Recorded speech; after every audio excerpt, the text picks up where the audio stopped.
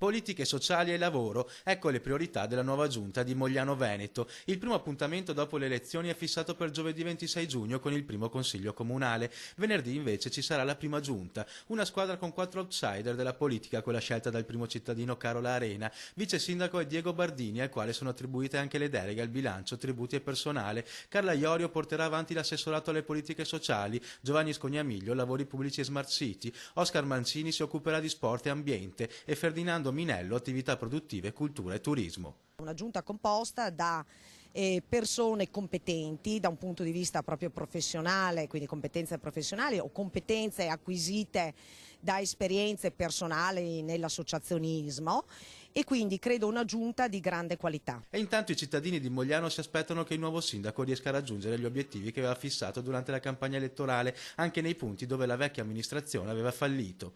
Spero che sia meglio di quello di prima, sono contenta. Speriamo che faccia quello che non sono riusciti gli altri a fare.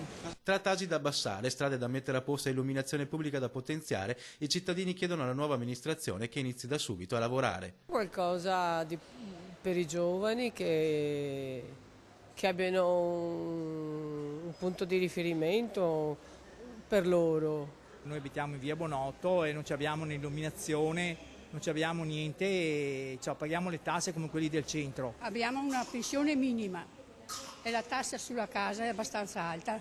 Pagare meno tasse per esempio, perché qua bisogna sempre pagare. A Mogliano c'è da cambiare parecchio, insomma, è una città morta.